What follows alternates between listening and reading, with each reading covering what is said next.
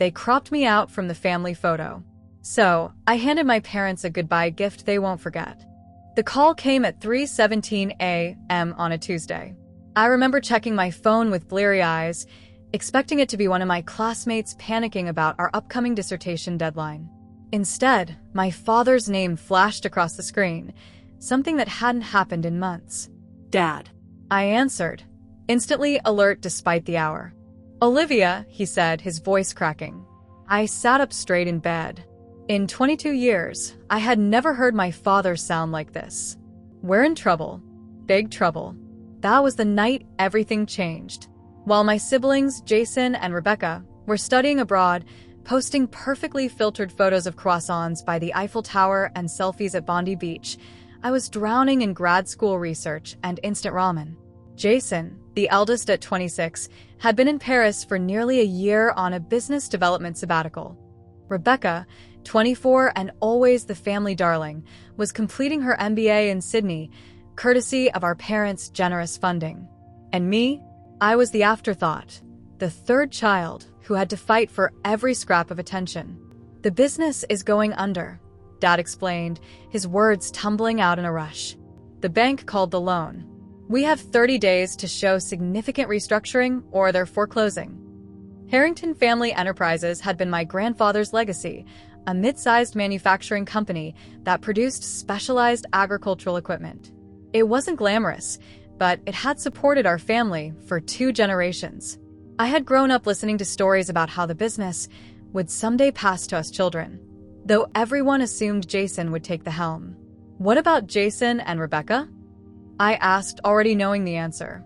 Your brother says he can't leave his position in Paris right now, something about critical networking opportunities. And Rebecca, she's just started her final semester. My father's voice grew quiet. We didn't want to burden them, but burdening me was apparently fine. The next morning, I sat in the financial aid office at my university, withdrawing from my biochemical engineering program. The counselor looked at me with pitying eyes. You're only 1 semester away from your master's, Ms. Harrington. Are you sure about this? I wasn't sure about anything except that my family needed help, and I was the only one willing to give it. It's just a temporary leave. I lied, both to her and to myself. 3 days later, I was sitting in our company's main office, staring at financial reports that painted a bleaker picture than even my father had described. It wasn't just one loan. The company was hemorrhaging money from a dozen different wounds. Our flagship product, the HR-7 Harvester, had critical design flaws that were leading to failures in the field and expensive warranty claims. Our suppliers were threatening to cut us off due to late payments. And worst of all, our reputation in the industry was tanking. It's worse than I thought, my father admitted, looking 10 years older than he had just months before. My mother sat beside him, her usually perfect makeup unable to hide the dark circles under her eyes. We might not make it through the month. You should have called sooner, I said, unable to keep the edge from my voice. Why didn't you tell Jason and Rebecca the truth? My mother reached out and patted my hand in that dismissive way she had perfected over the years. Your brother is establishing important connections for our future, and Rebecca is so close to finishing her degree. We couldn't bear to disrupt their progress. But disrupting mine was acceptable. The double standard stung, but I pushed the feeling down. This wasn't the time. I'll help, I said simply. What followed were the most grueling months of my life. I worked 14-hour days, 7 days a week. I slept on the office couch more nights than I slept in my apartment. I learned every aspect of the business, from production to accounting to sales, because we couldn't afford to keep most of the specialized staff. I negotiated payment extensions with suppliers, sometimes standing in their offices and refusing to leave until they agreed to new terms. When our line of credit was maxed out, I took out personal loans in my name, using my car, my savings, and my future as collateral. My parents were hesitant at first, but their desperation overcame their concern. We're all in this together, my father promised, his hand on my shoulder. This is a family business, and we'll make it through as a family. I believed him. I needed to believe him. The breaking point came 6 months in, when our redesigned HR-7 Harvester, The one we'd rushed to market to stop the customer complaints catastrophically failed during a demonstration for our biggest potential client. I watched in horror as the hydraulic system burst, sending fluids spraying across the field and nearly injuring one of the observers. That night, I locked myself in the engineering lab with the broken harvester and every technical manual I could find. I didn't leave for 3 days straight. I survived on vending machine coffee and protein bars, my hands stained with grease and hydraulic fluid, my eyes burning from lack of sleep. By the end of the 3rd day, I had completely reimagined the hydraulic system. Not just a patch or a minor improvement, a fundamental redesign that would make the harvester more efficient, more reliable, and less expensive to produce.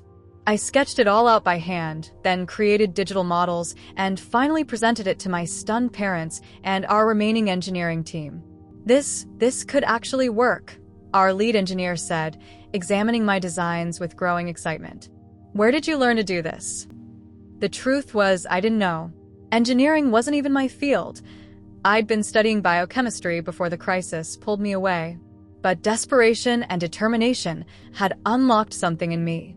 I'd absorbed everything I could about our products, identified the fundamental flaws, and created something new. We went into production with my redesign a month later. The first new units shipped to our most loyal customers as test cases. Then we waited. The feedback started trickling in after 2 weeks. No failures. Improved efficiency. Better fuel economy. One large farm operation reported a 15% increase in harvest productivity. Orders began to come in. Small at first, then larger. A distributor who had previously dropped us came back, wanting exclusive rights in 3 states. Our bank agreed to restructure our loan.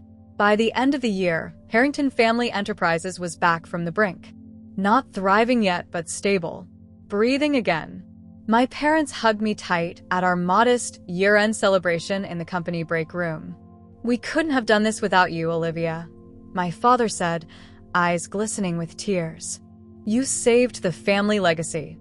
"We're so proud," my mother added, squeezing my hand.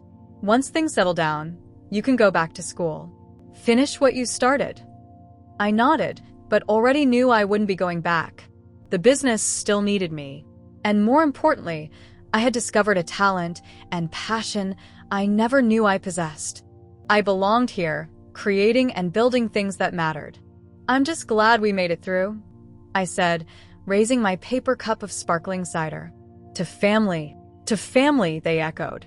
That night, I drove home feeling something I hadn't felt in months. Hope. We had weathered the storm together. My sacrifices had meant something. My family recognized my value. Little did I know that as I celebrated our survival, my siblings were already booking their flights home. 10 years. A decade of my life poured into Harrington Family Enterprises. The company wasn't just surviving anymore, it was thriving beyond anyone's wildest expectations. My redesigned harvester had become the industry standard, with 3 generations of improvements that I had personally overseen. Annual revenue had quadrupled. We'd expanded into 3 new states and had just broken ground on an international distribution center. And my siblings? They had returned, of course. Once the smell of success replaced the stench of failure. Jason arrived first, 6 months after our turnaround began showing on the balance sheets. He strode into the office wearing a tailored suit that probably cost more than my monthly salary, fresh from his essential European networking venture. "The prodigal son returns," he announced to cheers and applause from the staff. Rebecca followed 3 months later, MBA in hand and full of buzzwords about synergistic opportunities and vertical integration strategies. She took over marketing without ever asking what strategies had saved the company in the first place. I stood back and watched it happen. Watched as my father introduced Jason as the new director of international development at his welcome meeting. Watched as Rebecca was named Chief Brand Officer, with her own corner office on her first day back. And me? I remained untitled, undefined. When I finally asked my father about my position, he patted my shoulder with that same condescending smile. "You're part of the support system, Olivia. The backbone. Too valuable to be pinned down to just one role." Translation. too useful to be given proper recognition. I retreated to what had become my sanctuary, the R&D department. There, at least, the engineers respected me. They knew whose designs had saved the company, whose innovations continued to drive our growth. When I spoke, they listened. It wasn't an executive title, but it was something. Years passed. I created, they sold. I innovated, they took credit. I worked nights and weekends, they attended industry galas and gave interviews to business magazines. The pattern was so established that I almost stopped noticing. Almost. The Harrington Family Enterprises 25th Anniversary Gala was meant to be the crowning achievement of our recovery. Held at the Grand Meridian Hotel, with over 300 guests including industry leaders and major clients.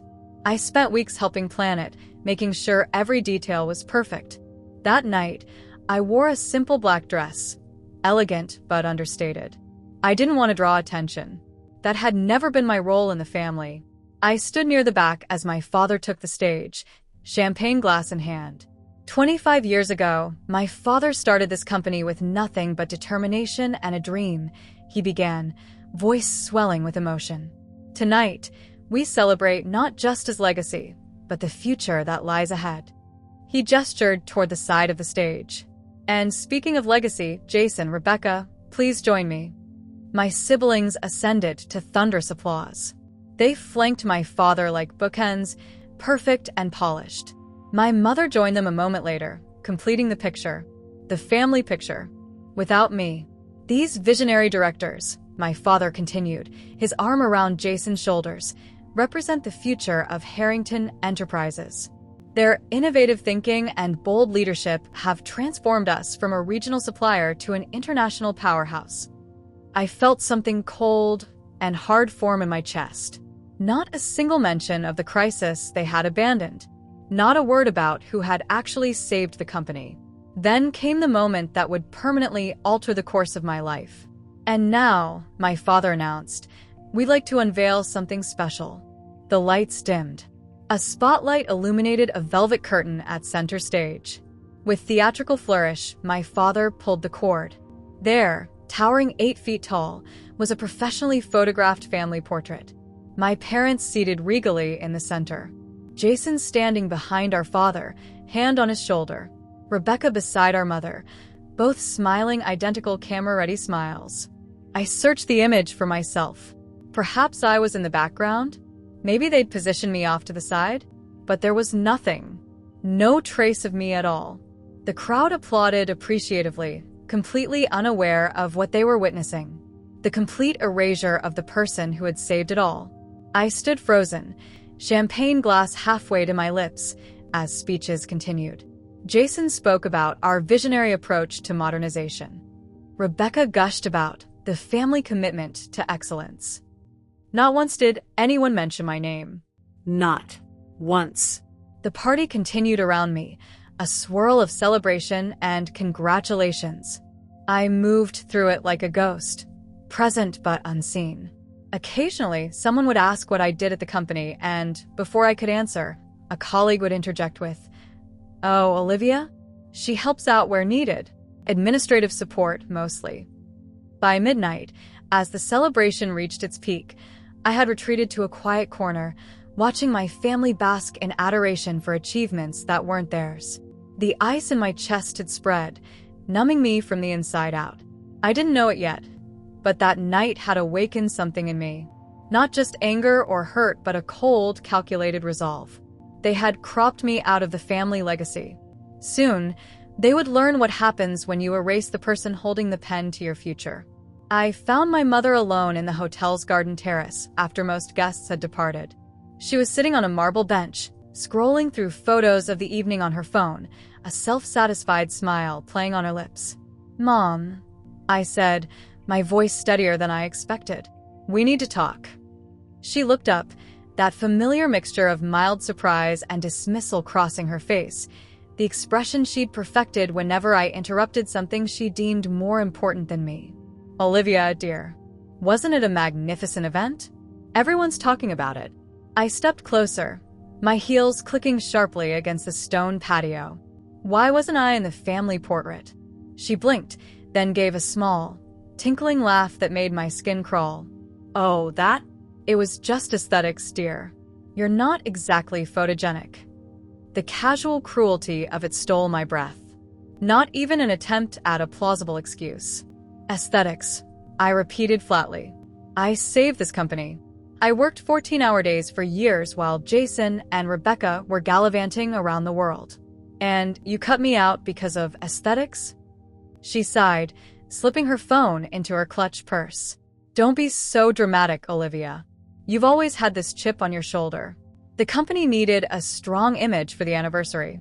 The board agreed that Jason and Rebecca simply project a more executive presence." "The board?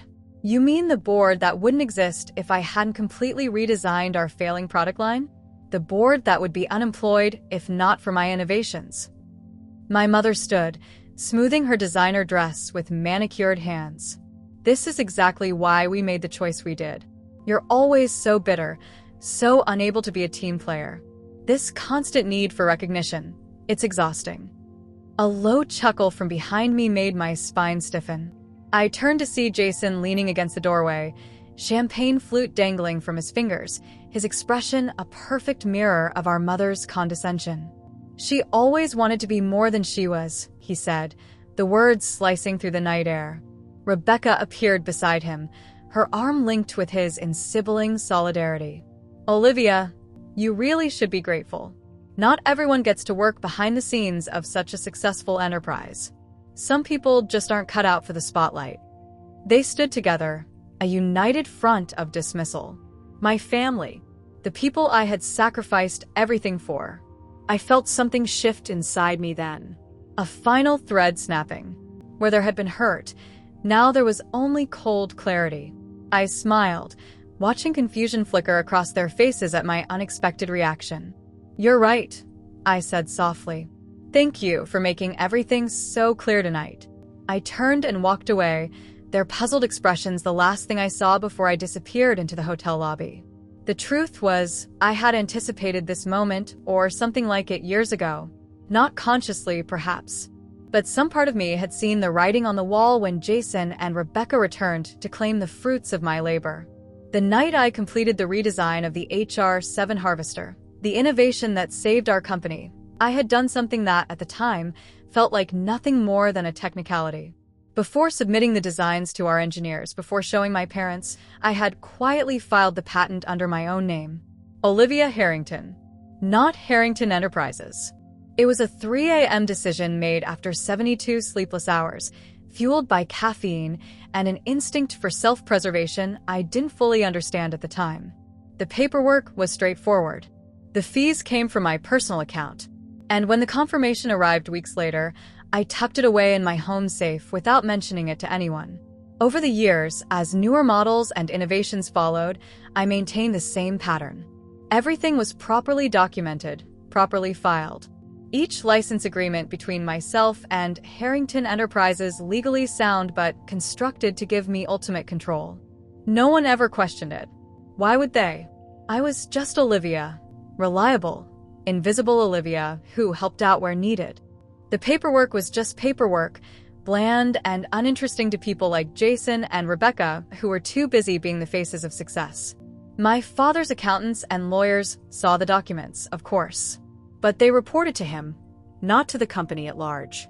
And my father, in his patriarchal wisdom, never thought to share such trivial operational details with his golden children. After leaving the gala, I didn't go home. Instead, I drove to my office, using my key card to enter the silent building. The security guard nodded to me, used to my odd hours. In the privacy of my modest office, not a corner suite like Rebecca's, not a spacious chamber like Jason's, I opened my computer and began composing emails. To my personal lawyer, to a corporate attorney I had quietly consulted months earlier, to a trusted patent agent. Subject line: Initiate contingency plan.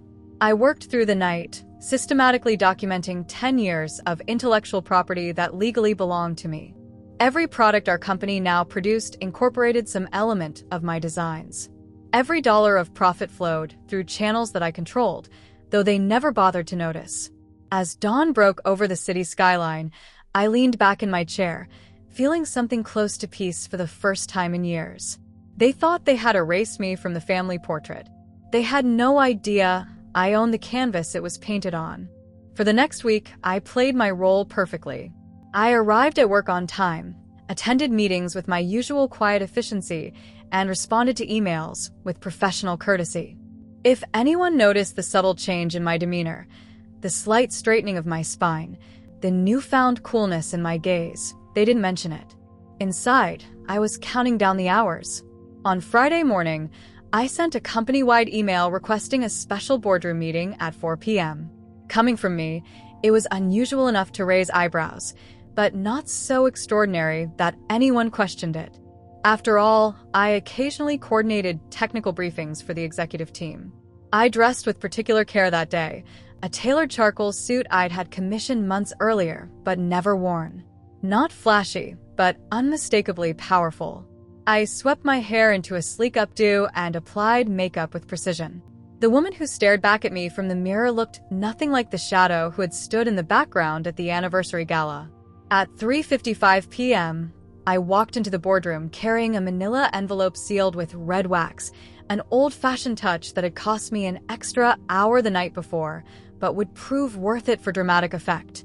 I placed it at the center of the polished oak table and took a seat at the far end, not in my usual place by the door. They filtered in gradually. Mid-level executives first, then the department heads, and finally my family, the Harrington royalty. My father entered last, as was his custom, flanked by Jason and Rebecca like matching bookends. He raised an eyebrow at seeing me already seated, but said nothing. "Thank you all for coming," I began once everyone was settled. "I've called this meeting to discuss the future of Harrington Family Enterprises." My father leaned forward slightly. "Olivia, if this is about the R&D budget, we've already decided." "It's not about the budget," I interrupted smoothly. The room fell silent. I never interrupted my father. "It's about ownership." I gestured to the envelope. "Dad, would you do the honors?" Curiosity overcame his irritation. He reached for the envelope, breaking the seal with a satisfying crack. His reading glasses came out, a recent concession to age that he hated acknowledging. The room remained silent as he reviewed the document inside. His face, normally so controlled, drained of color. "This is a joke," he said finally, voice unnaturally tight. "It's not," I replied calmly. "That's a formal notice of termination of license, effective immediately. As the legal owner and patent holder of the HR-7 Harvester design and all subsequent models and innovations derived from it, I am revoking Harrington Enterprises' right to manufacture, sell, or market these products." Jason snorted, reaching for the document. "This is ridiculous. The company owns all." "The company owns nothing," I cut in. "Check the records, Jason. Every patent was filed under my name. Every license agreement was between myself as an individual and Harrington Enterprises as a corporate entity." Rebecca laughed, though uncertainty had crept into her expression. "You can't possibly think this would hold up legally. Dad, call Richard."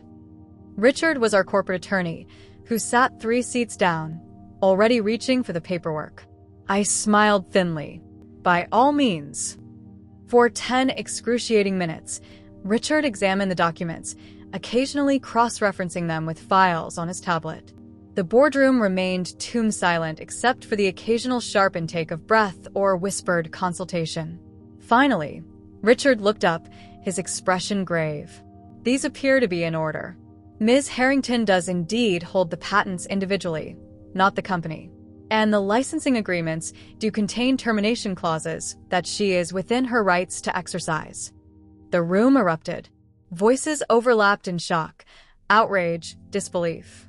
My father slammed his hand down on the table, demanding silence.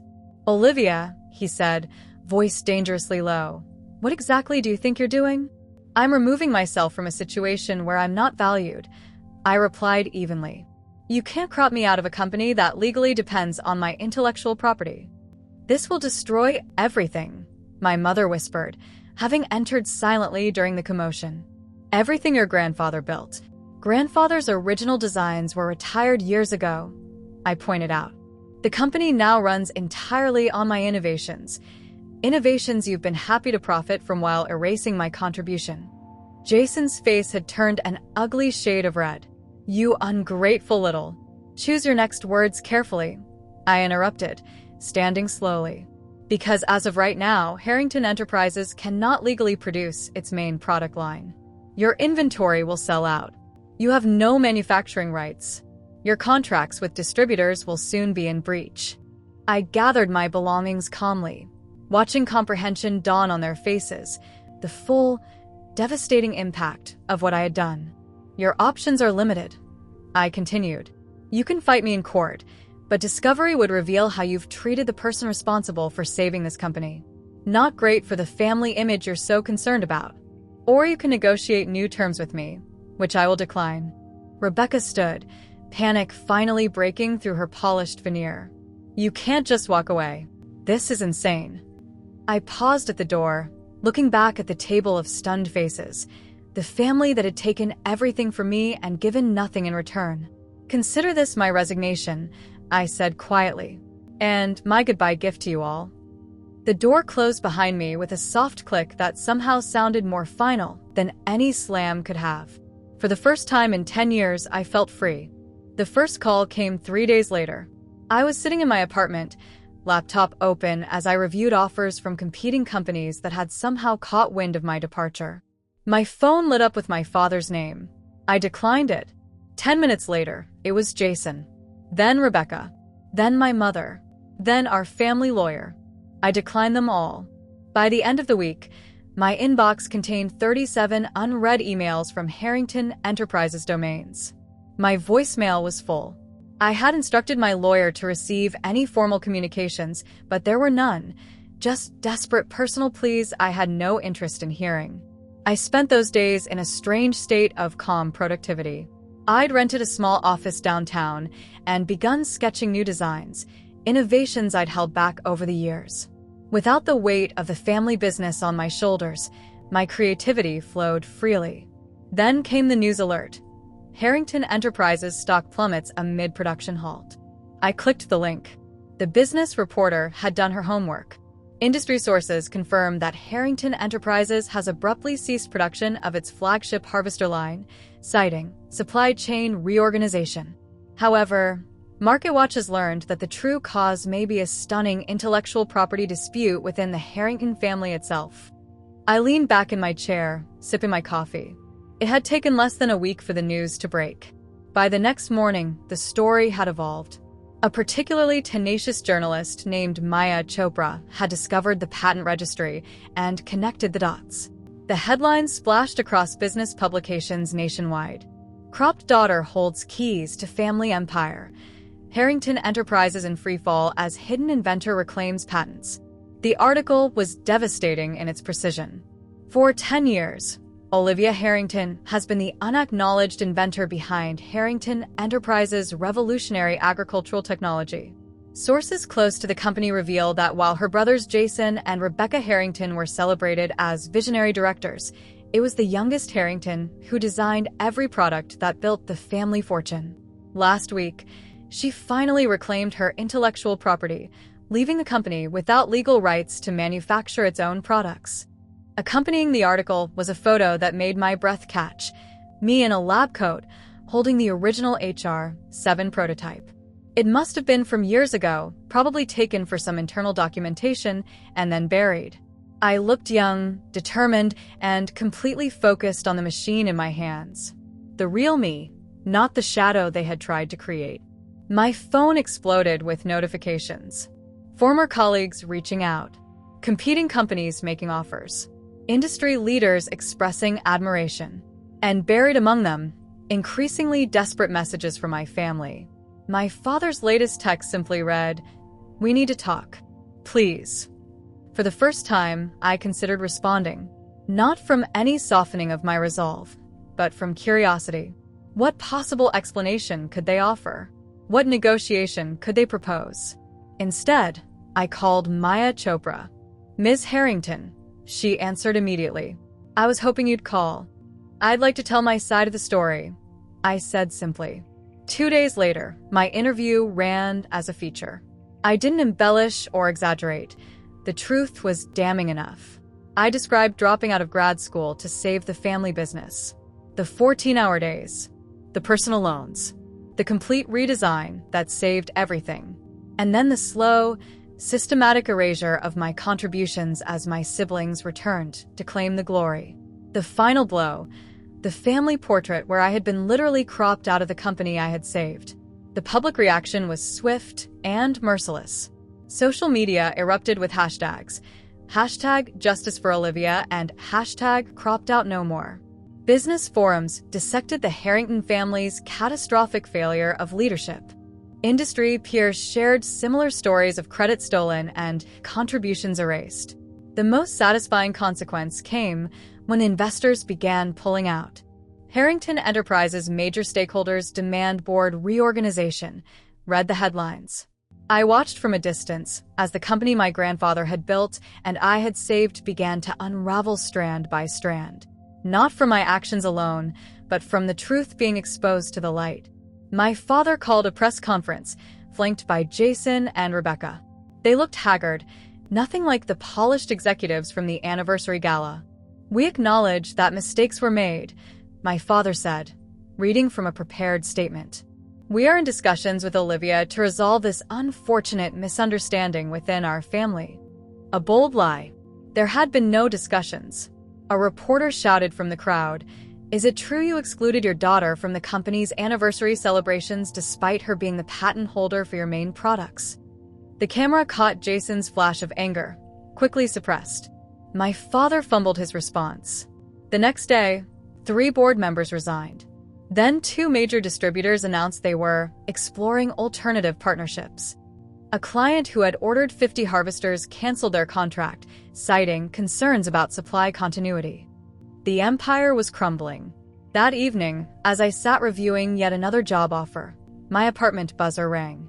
On the security monitor, I saw them. My entire family standing in the lobby. They looked smaller somehow, diminished without the trappings of corporate power. My finger hovered over the intercom button.